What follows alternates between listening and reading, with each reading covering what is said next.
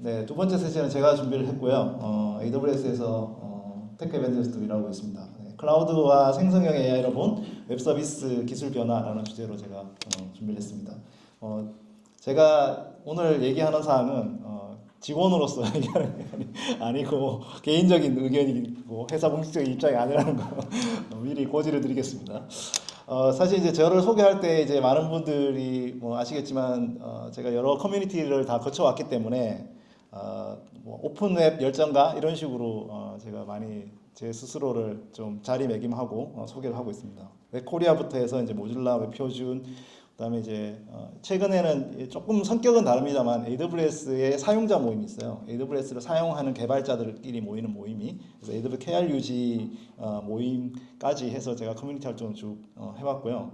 그 제가 이제 여기 AWS 입사하기 전에 2012년도에 AWS 사용자 모임이 첫 모임이 저희 회사에서 다음 커뮤니케이션 회사에서 있었어요.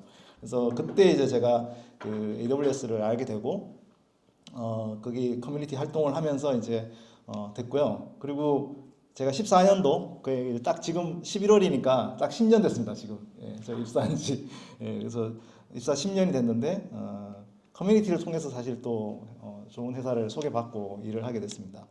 또 기억하실지 모르겠지만 지난 딱 10년 전 이맘때 제가 입사하기 전 달이었어요. 그래서 다들 모르고 계셨습니다. 제가 회사를 옮기는지 모르고 계셨었는데 그때 이제 20주년 기념 행사를 세종대학교에서 저희가 한 1000명 정도 모여서 했었었고 그 당시에 제가 했던 그 세션이 웹 2.0과 웹 플랫폼의 미래라고 하는 세션이 있었고 그 세션에 그 당시에 이제 AWS 코리아의 대표이셨던 염동훈 대표님하고 네이버의 옥상훈 에반젤리스트님하고 제가 세션 한 게 있었어요. 그때 얘기한 게 사실 이제 웹 플랫폼의 미래에 대한 얘기들을 했었는데 뭔 얘기인지 하나도 기억이 안 나고요. 그 뒤로 어떤 일이 벌어졌는지를 좀 몇 가지 섹터를 나눠서 좀 소개를 하려고 합니다. 먼저 프론트엔드, 그다음 백엔드, 그리고 이제 오픈소스, 클라우드 이런 식으로 조금 좀 나눠서 얘기를 하려고 합니다. 뭐 프론트엔드는 사실은 최근 10년을 보면은 되게 이제 HTML, CSS, 자바스크립트 중에 주로 자바스크립트 쪽으로 생태계가 확실히 발전을 했고요. 그 중에 이제 가장 대표적으로 좀 많이 사용하고 있는 게 이제 저희가 타입스크립트 나오면서 자바스크립트의 개발이 조금 더 생산성이 높아졌고, 그리고 리액트라 그런 게 나오면서 이 웹 프론트엔드 웹 개발의 어떤 형식이 좀 많이 바뀌었죠. 특히 그냥 주로 이제 백엔드를 닮아간다 이렇게 그냥 이렇게 솔직하게 말하면 그렇게 얘기할 수 있을 것 같아요. 그래서 이게 이제 스택 오버플로우에서 2010 올해 개발자 그 전 세계 개발자들의 어떤 서베이를 한 건데 보시면 이제 자바스크립트하고 타입스크립트가 상위에 있어요. 그러니까 지금 이제 뭐 자바나 한국 같은 경우는 자바나 뭐 파이썬 뭐 이런 쓰는 사람들이 많을 거라고 생각하지만 지금 전 세계적으로 자바스크립트 특히 백엔드 프론트엔드를 막론하고 자바스크립트랑 타입스크립트 쓰는 사람들이 굉장히 많다라는 거예요. 그러니까 프론트엔드 기술이 사실은 웹 기술의 프론트와 백엔드를 모두 다 사실은 어느 정도 바뀌었다 이렇게 볼 수 있습니다. 최근 10년 사이에.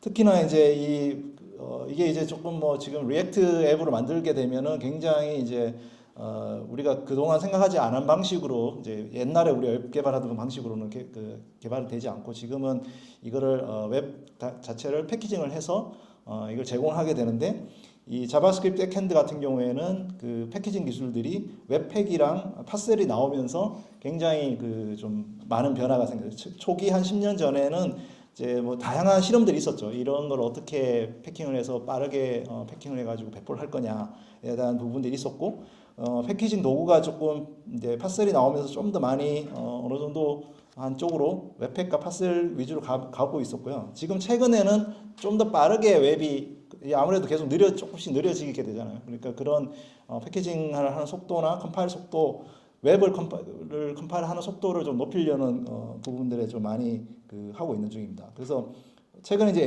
SWC라고 하는 이제 컴파일러가 이제 웹 컴파일러가 있는데 이게 한국 사람이 만든 거예요. 한국 개발자가. 그래서 지금 전 세계적으로 이런 자바스크립트 백엔드에 사용하는 컴파일러로 많이 이제 적용을 하고 있어요. 지금. 네. 지금 이제 베슬이라는 회사에서 넥스트JS를 만드는 베슬이라는 회사에서 지금 근무하고 있는데 이 부분이 굉장히 최근에 많이 좀 최근 10년 사이에 이런 부분이 많이 바뀌었고요.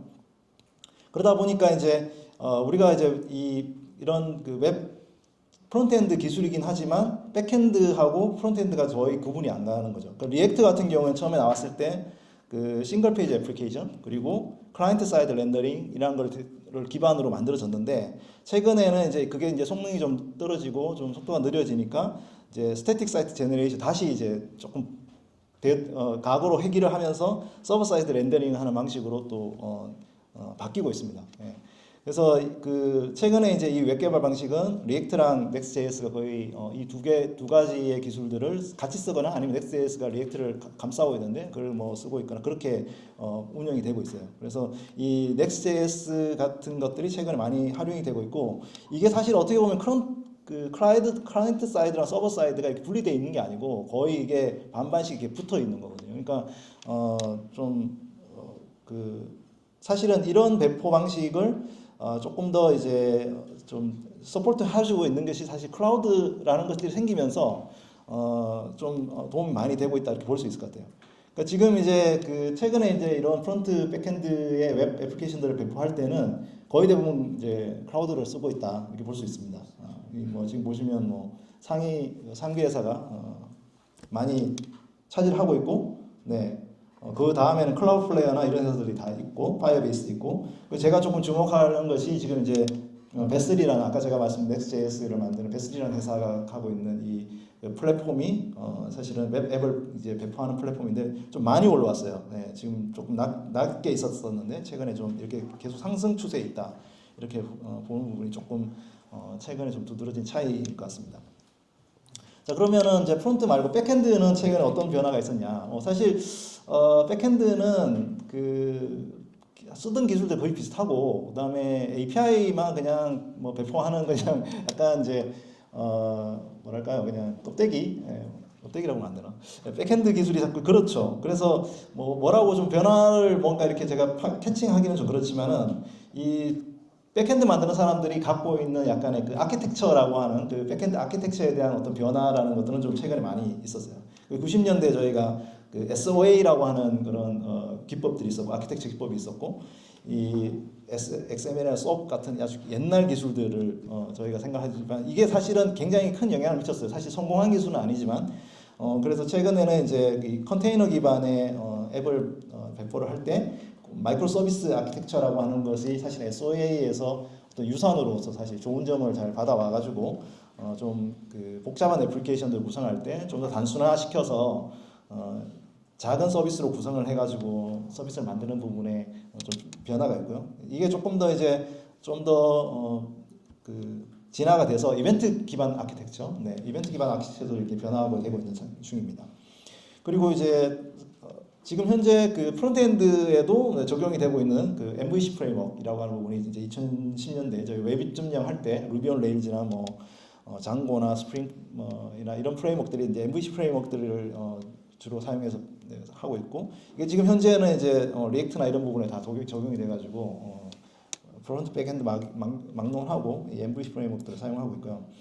그리고 이제 한참 우리가 웹 2.0에 대한 얘기를 많이 할 때 사실은 클라우드 서비스들이 그 당시에 뭐 이아스, 파스, 사스 이렇게 구분을 하고 세일즈포스라든지 AWS가 아마존 웹 서비스가 사실은 초기부터 이제 인프라형 클라우드 서비스를 한 건 아니고 이커머스라든지 상품 검색이라든지 이런 그 웹 API 서비스를 먼저 했었거든요. 2002년도에. 그래서 그 당시에 그런 웹 API 서비스들이 뒤에 이제 클라우드 컴퓨팅으로 넘어오는 형식으로 이제 변화가 생겼고 최근에는 이 인프라도 필요 없다. 서버리스로 가자. 이렇게 아예 서버가 없고 그냥 그 펑션만 주면 배포를 하는 그런 형태로 배포 방식이 바뀌고 있는 그런 상태입니다. 그래서 지금 클라우드 컴퓨팅을 기반으로 해서 조금 많은 변화들이 생긴다는 거고요. 이게 이제 클라우드 컴퓨팅을 쓰게 된 이유는 너무 우리가 지금은 너무 일반적인 얘기지만 한 15년 전에 하던 얘기입니다. 이게 자체 온프라미스 환경의 데이터 센터라든지 자체 전산실에서는 다 해야 되지만 클라우드가 그거를 이제 중간중간씩 조금씩 덜어준다. 네가 하고 싶은 일만 할 수 있게끔 직접 운영하는 파트는 그냥 줄이고 매니지드로 클라우드가 다 서비스를 해준다. 이게 이제 클라우드 컴퓨팅의 사실은 개념이고 특히 이제 AWS 같은 경우는 그 기존의 오픈 소스 기반의 많은 그 서비스들을 매니지드로 플랫폼을 만들어서 제공을 해줘서 그 개발자들이나 아니면 인프라 엔지니어들이 해야 될 일들을 굉장히 많이 덜어줬죠. 설치부터 운영, 뭐 배포, 버전 업그레이드 이런 것들을 사실은 그 매니지드 서비스라고 하는 걸 통해서 그래서 지금 보시면 모든 여기 서비스들이 AWS 서비스들인데 여기에 이제 밑에 좀 그 굵은 글씨로 되어 있는 것이 오픈소스들이에요. 그러니까 오픈소스들을 다 매니지드 서비스로 만들어서 제공을 해서 사실은 좀 성공을 했다 이렇게 볼 수가 있습니다. 그러다 보니까 최근에는 이제 이 오픈소스의 기반들도 클라우드로 많이 바뀌고 있거든요. 그래서 최근에 지금 이게 그 뜨고 있는 오픈소스 들이거든요. 지금. 근데 이런 오픈소스를 보면 대부분 다 클라우드 기반의 오픈소스라고 보실 수 있습니다. 그래서 과거에는 오픈소스 한다 그러면 되게 아파치 재단이나 이런 데서 이제 인큐베이션을 많이 했는데 지금은 굉장히 조금 핫한 오픈소스들은 쿠버네티스를 비롯해서 대부분 클라우드 네이티브 컴퓨팅 파운데이션이라는 CNCF라고 하는 이 재단에서 대부분 다 호스팅을 하고 있어요. 네, 인큐베이션도 하고 호스팅도 하고. 그래서 최근에 오픈소스의 어떤 방향도 물론 여러 분야의 오픈소스가 있지만 백엔드 분야의 오픈소스들은 대부분 다 CNCF에서 대부분 호스팅을 하고 이것들을 이제 잘 케어를 하고 또 이것들을 또 클라우드 서비스들이 적용을 하면서 또 사용자를 넓혀가고 이렇게 이제 선순환을 이제 그린다고 보시면 될 것 같습니다. 또 한 가지 이제 제가 조금 주목할 점은 뭐냐면은 백엔드 제가 뭐 약간 클라우드에 바이어스 된 게 아니라 사실은 클라우드가 이 현재 대부분의 어떤 부분들을 커버하고 있기 때문에 그 과거에 어떤 이제 백엔드, 프론트엔드, 보안 엔지니어, 네트워크 엔지니어, 그다음에 데이터 엔지니어 이런 것들의 어떤 그 커리어 페이스가 있었으면 최근에는 완전히 새로운 직업들이 나오고 있어요. 그러니까 기존의 백엔드, 프론트엔드 기술들뿐만 아니고 지금 데브옵스, SRE라고 하는 분야가 있었고 과거 같으면은 사실은 데이터 센터에서 근무하는 시스템 엔지니어, 서버 나르고 그다음에 케이블링하고 그다음에 OS 인스톨하고 이런 일을 하던 그런 사람들이 이제 없고요. 그분들이 대부분 다 프로그램 쪽으로 그를 기반으로 해서 클라우드를 운영하고 클라우드를 배포하고 클라우드를 리소스를 배포하는 쪽으로 많이 바뀌었어요. 그래서 새로운 어떤 커리어 패스가 나왔고 특히 이제 클라우드를 쓰는 고객들이 많아지니까 클라우드를 쓰는 벤더들 CSP 그다음에 그 파트너사들이 이런 부분들의 새로운 어떤 솔루션 아키텍트라든지 소프트 엔지니어라든지 이런 직군들이 많이 늘어났습니다. 저희 회사도 굉장히 반 이상의 엔지니어들이 대부분 다 솔루션 아키텍트들이거나 소프트 엔지니어거나 한국에도 거의 만 단위 이상으로 이런 직군들이 있다고 보시면 될 것 같아요. 그래서 이런 신규 직업들이 절대로 어떤 적은 연봉을 받는 게 아니고 좋은 연봉을 받으면서 새로운 직업의 어떤 직업군으로 나타나고 있다는 부분도 좀 큰 변화라고 볼 수 있겠습니다. 제가 이제 프론트하고 백엔드를 얘기를 드리면서 오픈소스에 대한 얘기를 좀 잠깐 드렸거든요. 저도 이제 오픈소스를 오랫동안 몸담아 왔었기 때문에 근데 오픈소스 생태계가 최근에 조금 변화된 부분이 있어서 그것들에 대해서 조금 소개를 해드리면 한 10년 전, 한 4, 5년 전부터 해서 이제 데이터를 보면은 오픈소스 라이센스가 어떻게 변화하는지를 보실 수 있어요. 지금 노란색으로 되어 있는 것이 GPL, LGPL 조금 이제 기업이 쓰기에는 좀 자유스럽지 못한 그게 조금 소프트웨어 입장에서는 굉장히 자유스러운 거예요. 왜냐하면 본인 자기의 소프트웨어가 더 파생적으로 나갈 수 있게 오픈소스도 공개해야 되고 하는 그런 게 진입장벽이 있기 때문에 기업 입장에서는 좀 쓰기가 곤란하지만 소프트웨어 입장에서는 굉장히 더 자생적으로 자유로운 그런 소프트웨어가 되겠죠. 근데 그런 GPL, LGPL보다는 아파치나 BSD, MIT 라이센스를 쓰는 오픈소스가 점점 늘어나고 있다는 거죠. 예. 그래서 최근 10년 사이에 오픈소스 라이센스는 기업 친화적으로 굉장히 바뀌고 있다. 이렇게 부분이 있다. 이렇게 볼 수 있고요. 그래서 과거에는 자유 소프트웨어가 한참 이제 프리 소프트웨어가 굉장히 활성화돼 있다가 이제 2000년도에 들어오면서 오픈 소스 소프트웨어라고 해서 약간 자유스러운 소프트웨어들이 나오기 시작했잖아요. 근데 의외로 또 좀 최근에 어떤 달라진 변화는 뭐냐면 클라우드가 되면서 이제 AWS 같은 회사들이 오픈 소스를 가지고 클라우드 제품으로 패키징을 해서 서비스를 하다 보니까 오픈 소스를 만드는 기업 또는 커뮤니티 입장에서는 사실은 받아야 될 혜택을 못 받는다. 그게 이제 어떤 부분인지는 사실은 좀 논란의 여지가 있습니다만 상대적으로 소외를 받는다고 생각을 많이 하는 거예요. 그러니까 예를 들어서 소스 코드를 오픈했는데 그거를 AWS나 이런 클라우드 벤더들이 혜택을 다 가져가고 본인들은 사실 상업적으로 이제 조금 성공하기 힘들고 이런 경쟁 체제에 있고 그러니까 그래서 최근에 이런 그 몽고DB라든지 엘라스틱이라든지 레디스라든지 이런 회사들이 이걸 만드는 회사들이 그 소스 코드를 사용을 할 수 오픈 소스로 사용을 할 수 있는데 클라우드 회사들은 쓰지 못해. 뭐 이런 식으로 이제 제한을 거는 거죠. 예. 근데 사실은 이제 잘 아시겠지만 오픈 소스의 그 뭐죠? 그 저희 신조에 보면은 어떤 쓰는 상대를 차별하면 안 되거든요. 그 기업이든 뭐 심지어 김정은이 쓰더라도 그걸 뭐라고 하면 안 되거든요. 예. 그게 이제 오픈 소스의 원래 그 개념인데 사실 그렇기 때문에 만약 그 개념으로 본다면 여기 서버 사이드 퍼블릭 라이센스라든지 모듈 라이센싱 같은 거는 사실 오픈 소스라고 보기는 어려워요.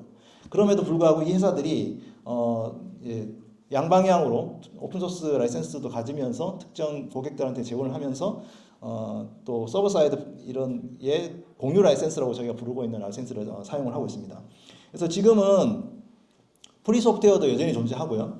오픈 소스 소프트웨어도 여전히 존재하고 최근에는 쉐어드 소스, 공유 소스 소프트웨어라고 이렇게 약간 조금 이름이 다들 비슷하지만 프리, 오픈, 쉐어드가 이 소프트웨어가 공존하고 있습니다. 물론 이 쉐어드 소스 소프트웨어를 만들던 벤더들이 다시 이제 오픈 소스로 돌아오기도 했었어요.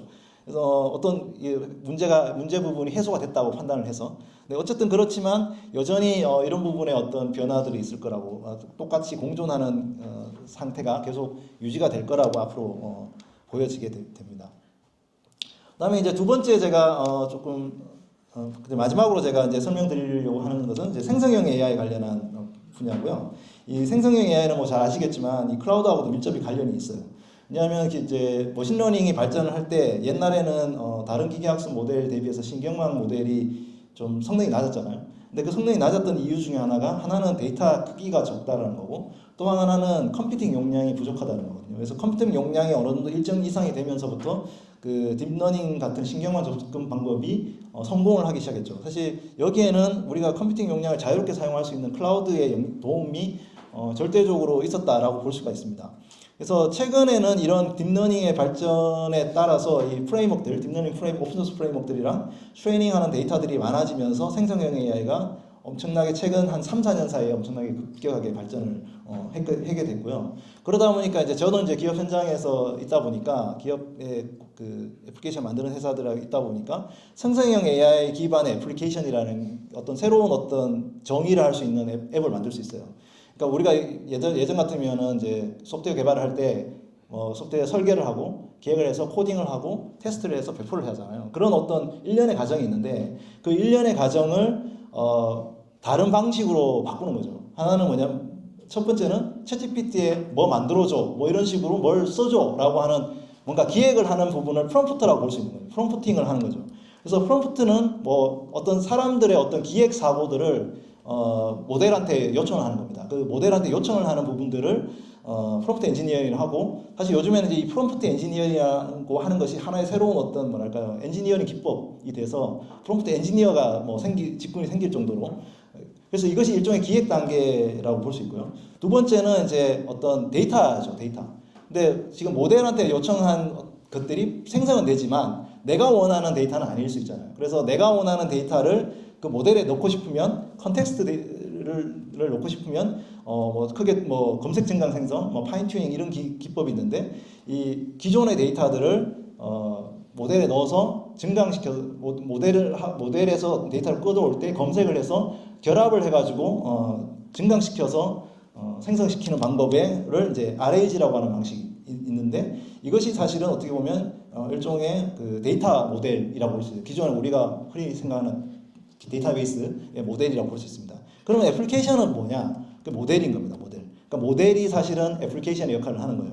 그래서 최근에 이제 뭐 오픈 AI 챗GPT부터 클로이드라든지 라마라든지 스테이블 디퓨전 모델이라든지 이런 모델들 또는 최근에 비디오나 오디오 이미지를 생성하는 그런 모델들이 그런 어떤 사용자의 프롬프트를 받아서 내 내부 데이터랑 합쳐가지고 앱을 만드는 거죠.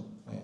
그래서 지금은 이 코딩이라는 것들이 어느 정도 들어있지 않고도 이런 부분들을 연결을 해가지고 기업에서 사용하는 앱을 만들 수 있다라는 식까지 이제 발전을 사실 하고 있는 거예요. 그래서 지금 현재 기술이 여기에 활용되는 기술들이 이제 프롬프트 엔지니어링, 검색 증강 생성, 벡터 데이터베이스, 파운데이션 모델, 그래서 나오는 결과물 앱 이런 식으로 좀 애플리케이션의 어떤 그 빌드 방식이 좀 바뀌고 있다 이렇게 좀 최근에 많이 느끼고 있습니다. 특히나 이제 개발자 같은 경우는 특히 이제 그 개발 도구들을 사용할 때 실제로 챗GPT라든지 기터 파일럿, 코파일럿 이런 걸 사용하고 있고 아마존도 저희가 아마존 큐 디벨로퍼라는 걸 지금 최근에 만들어서 지금 저 밑에 있는데 이제 좀 올리기 위해서 노력을 하고 있습니다만 어쨌든 그 개발자들도 생산성을 향상하는데 이런 부분을 많이 활용한다는 거고 기업들도 실제로 다양한 그 섹터에서 버티컬 엔터프라이즈 섹터부터 해서 각각의 기능, 세일즈, 마케팅, HR 모든 영역에서 생성형 AI 서비스 기능들이 좀 바뀌고 있고요. 그래서 사실 일종의 SaaS의 어떤 서비스 모델이 생성형 AI 모델로 좀 변화가 되고 있다 이렇게 좀 보여지는 그런 추세인 것 같습니다. 그러다 보니까 이제 AI 엔지니어링이라고 하는 어떤 그 새로운 어떤 분야도 나오고 있고 또 새로운 직군도 아까 제가 클라우드 엔지니어들의 새로운 직군 변화에 대해서 말씀드렸잖아요. 새로운 어떤 직업들이 생성이 되고 있습니다. 지난 6월 달에 그 샌프란시스코에서 그 AI 엔지니어 월드 페어라고 하는 게 있었거든요. 예전에 저희가 웹2.0 한참 할 때도 샌프란시스코에서 어떤 일이 벌어지냐가 전 세계 IT 업계에 굉장히 큰 임팩트를 줬는데 지금 최근에 샌프란시스코 그래요. 샌프란시스코 가보면은 AI 엔지니어 관련한 컨퍼런스 미터 그다음에 거기에 굉장히 많은 생성 AI 스타트업들이 모여가지고 거기서 뭔가 용광로처럼 뭔가 하고 있거든요. 물론 이제 이것이 언젠가는 꺼지고 언젠가 또 붐이 좀 해체되고 이렇게 얘기는 하겠지만 최근에는 이런 이제 붐업이 있다. 여기 어떤 기회들이 좀 많이 있다 이렇게 보시면 될 것 같아요. 이제 마무리로 프론트엔드 기술은 아까 제가 말씀드린 대로 자바스크립트 생태계를 기반으로 해서 웹 호환성을 높이는 패키징, 클라우드 기반의 풀스택 배포를 진행하고 있고 백엔드 같은 경우에는 클라우드 기반의 컨테이너 기술, 마이크로 서비스 아키텍처로 진화하면서 오픈소스도 사실 클라우드 기반으로 많이 변화하고 있고 새로운 직군도 많이 추가되고 있습니다.